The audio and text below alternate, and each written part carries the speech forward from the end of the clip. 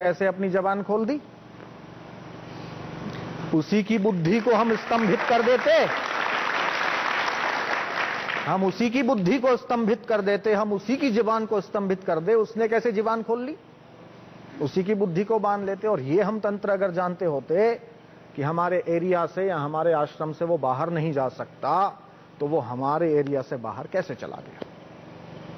लेकिन तो 4 साल के बाद जो आश्रम में रहता है, चाहे देखो हो, चाहे आज ये बात है, पर्सनल स्टाफ हो, वो बाहर जाता है और आरोप लगाना शुरू कर देता है। आखिरकार ये क्या रहस्य है? बाहर जाता है और आरोप लगाता है। सब ऐसे थोड़े हैं, सब ऐसे है नहीं। एक आध दो चला गया और उसको उसके पीछे किसका हाथ है? वो 4 साल तक कुछ ना बोला और अब बोला। वो भी गुरुकुल में 2 बच्चों की मौत होने के बाद ही सब शुरू हुए हैं। तो ये 2 बच्चों की मौत भी आप जांच कीजिए, उन्हीं लोगों के साथ संलग्न लोग होंगे जिन्होंने बच्चों की मौत किया होगा। किन लोगों के साथ? जिन लोगों ने आपके लेटर हेड्स का गलत इस्तेमाल किया है, जो भी आरोप लगा रहे हैं, आपकी एफआईआर, जो भी आरोप लगा रहे हैं, जो भी आरोप लगा रहे हैं, जो भी आरोप लगा रहे हैं, चाहे बापूजी के ऊपर लगा रहे हैं, चाहे मेरे ऊपर लगा रहे हैं, वो जो आरोपी हैं, उन लोगों का किन लोगों के साथ संबंध है, उनके पीछे किन लोगों का हाथ है, वो क्यों आरोप लगा रहे हैं, उनको बैक सपोर्ट किनका है, इसकी जांच होना चाहिए। नारायण साहब जी, आपने कहा कि आप उस दिन 11 बजे पहुंचे थे रात में। जो बच्चों की डेड बॉडी मिली थी वो नेक्स्ट डे मिली थी, और इसको लेकर भी कई सवाल उठाए गए। पहले ये कहा गया कि आप पहले पहुंच गए थे, फिर बाद में मिला गया कि जब बच्चों की डेड बॉडी, किसने कहा पहले पहुंच गए थे? आश्रम में थे। ये तमाम खबरें आई थी, मीडिया में आई थी।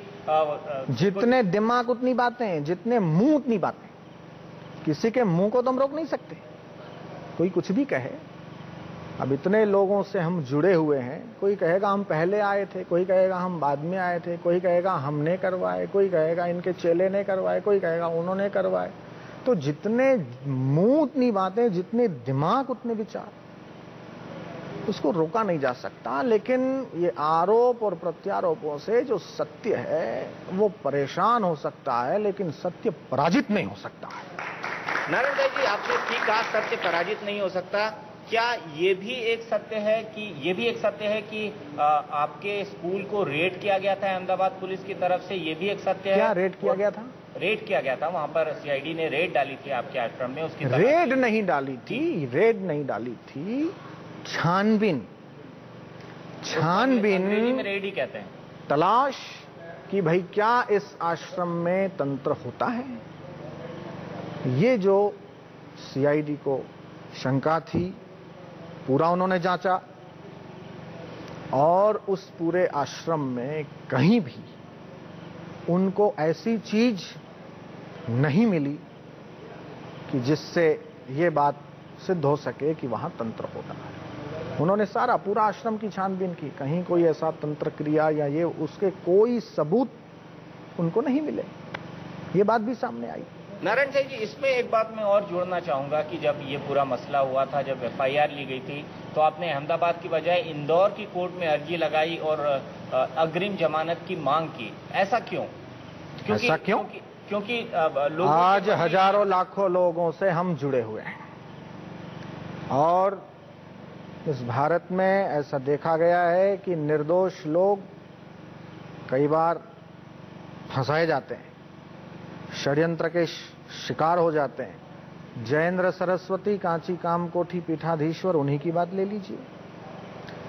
उनके ऊपर भी ये आरोप था कि उन्होंने हत्या करवाई है, तो बार बार ब्रेकिंग न्यूज में चलता रहा, शंकराचार्य ने दी सुपारी, शंकराचार्य ने दी सुपारी, उन्होंने करवाई हत्या, उन्होंने इस आदमी को ये किया, उन्होंने इसकी हत्या करवाई। ये तो बड़े जोर शोर से दिखाया गया, लेकिन पूरी छानबीन हुई और उसमें फिर यह सामने आया कि उन्होंने किसी की हत्या नहीं करवाई। तो यह भी चलाना चाहिए कि शंकराचार्य जी निर्दोष, शंकराचार्य जी निर्दोष, ये क्यों नहीं चलाया? और ये आरोप भी उनके ऊपर झूठा ही लगाया गया। तो जब शंकराचार्य जैसी बड़ी हस्ती, उनके सामने तो मैं कुछ भी नहीं, और वे भी जब फंसाए गए, उनको भी जब जेल हुई, वो निर्दोष थे, उसके बाद भी उनको जेल में जाना पड़ा, तो मैं किस विश्वास के साथ गुजरात जाऊं? मतलब जब मैंने देखा, जाने से डर लगा। डर क्या आत्मरक्षा करना ये हमारा कर्तव्य नहीं? आत्मरक्षा करना ये हमारा कर्तव्य नहीं? पूछताछ के बाद कुछ भी बहाने हमारे को शिकंजे में लेके कुछ भी कर देवे। आपको लग रहा है गुजरात में कुछ राजनीतिक उठापटक हो रही है जिसके चलते आपका आश्रम ज्यादा विवादों में आ रहा है? क्योंकि सबसे ज्यादा अब कह नहीं सकते गुजरात में राजनीति है, क्या है, कैसा है, लेकिन षड्यंत्रकारी षड्यंत्र करने में देर नहीं कर रहे हैं और नए नए आरोप क्रिएट कर रहे हैं, नई नई बातें हर 3 दिन में 4 दिन में खड़ी कर रहे हैं और आरोप पे प्रत्यारोप लगा रहे हैं। और इसमें मैंने ये क्या बुरा किया? मेरा यहाँ चतुर्मास था, मैं यहाँ पे हर रोज शाम को दर्शन देता हूँ। अब ये बात आई कि वो यहाँ से भाग गए, यहाँ से ये हो गए, यहाँ से वो हो गए। मैं सबके सामने हूँ, हर रोज सबको दर्शन होता है। आज भी कई लोगों ने दर्शन किए, सत्संग सुना। और फिर ये बात, हर बार साईं जी कृष्ण बन के नहीं आए, हर बार कृष्ण बन के आते हैं, आज कृष्ण बन के नहीं आए। मैं तो हर बार इसी वेश में होता हूँ, हर बार कोई कृष्ण थोड़ी बनता हूँ। नहीं, कृष्ण वाली बात हम आपसे करेंगे, लेकिन अभी भी 2-3 सवाल अहमदाबाद और छिंदवाड़ा से जुड़े हुए हैं। क्या आप छिंदवाड़ा भी गए थे? गया ही नहीं। अब ये किसने कह दिया कि मैं छिंदवाड़ा गया था? मैं छिंदवाड़ा गया ही नहीं, मैं तो यहाँ हूँ। सब लोग जानते हैं। जानते हो नहीं जानते हो आप सब लोग? मैं यही हूँ, सबको दर्शन दे रहा हूँ। किसने ये कह दिया कि हम छिंदवाड़ा गए थे? हम गए ही नहीं। कितने महीने हो गए?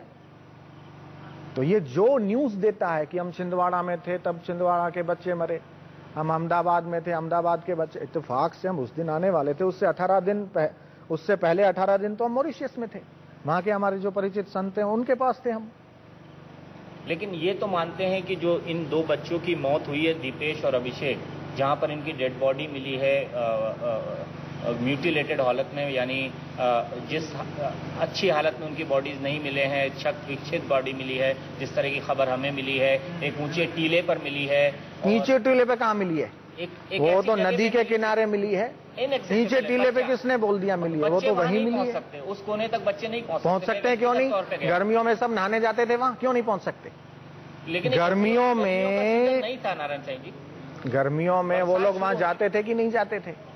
अब वो क्यों गए, कैसे गए, कौन उनको ले गया, कौन उनको बहला फुसला के ले गया, सिंदूर मिला, वो मुझे नहीं पता। वो मुझे नहीं पता। मैं तो आया था, दूसरे दिन रुका, तीसरे दिन हम 9-10 बजे वहां से हमारे आश्रम में निकल गए थे। यानी आप इंदौर आ गए? नहीं, वहां से हम पेढ़माला चले गए थे। हमारा जो 100 किलोमीटर पे दूसरा है ना आश्रम, वहां चले गए थे हम जी। तो वहां हमको न्यूज मिली कि वो डेथ बॉडी मिली है। तो ये तो मेरे को फंसाने का सुनियोजित षड्यंत्र है। नहीं, सवाल वही घूम फिर के आता है नारायण साईं जी, आखिर ये षड्यंत्र रच कौन रहा है? उनको ढूंढने, उनको मैं ढूंढूंगा? मैं कोई पुलिस हूं कि मैं कोई सीआईडी हूं? मैं पुलिस हूं क्या? मैं सीआईडी हूं क्या? मेरा काम है सत्संग करना। आप ये प्रश्न मेरे से कैसे कर रहे हैं? कहीं भी कोई हत्या होती है, कहीं भी कोई अपराध होता है, तो ये मैंने ठेका लिया है उनको ढूंढने का? ये मेरा काम है? ये तो पुलिस का काम, सीआईडी का काम है, और वो अपनी तत्परता से कर रहे हैं। नारायण साईं जी, अगर हम बात को आगे बढ़ाएं तो आपने खुद कृष्ण का जिक्र किया। लोग कहते हैं कि आप अपने आप को कृष्ण का अवतार मानते हैं। पीछे हमें लोग कहते हैं, लोग कहते हैं। पिक्चर भी है जिसमें आप मोर मुकुट पहने हुए हैं, आपके हाथ में बांसुरी है। ये तो बहुत अच्छी बात है कि वो आप तक पहुंच गई है। ये तो बहुत अच्छी बात है कि वो आप तक पहुंच गई है और आपने उसको देख लिया। भगवान का रूप धरे, ये क्या ठीक है? रामलीला में होता है, नहीं होता? वो रामलीला में, और आप रामलीला में या जो थोड़ा सा अंतर है, वो अभिनेता होते हैं, आप एक संत हैं। सुनिए, मेरा कहना यह है कि पूरे देश में नवरात्र के दौरान गरबे होते हैं। अब जो ये आरोप लगाया गया कि भाई हम कहते हैं कि हम कृष्ण का अवतार हैं, तो सबसे पहली बात तो ये मैंने कभी कहा ही नहीं। मैंने आज तक किसी लड़की को ये नहीं कहा कि भी तू मेरी गोपी है। ये भी आरोप लगा था, एक लड़की हाँ, ने कहा था मैं उस पर आऊंगा। हाँ, हम जो हमारे आश्रम में लड़कियां रहती है वो सब गोपियां हैं, और हम कृष्ण है ये भी कहा, लेकिन मैंने कभी उनको कहा नहीं। रही बात मुकुट पहनने की, रही बात मोरपिछ की, तो आदिवासी इलाकों में चले जाओ तो वहां आदिवासी जो छोरे होते हैं वो बंसी भी बजा लेते हैं और मुकुट भी धारण कर लेते हैं। इससे वो कृष्ण नहीं बन जाते हैं। अगर हम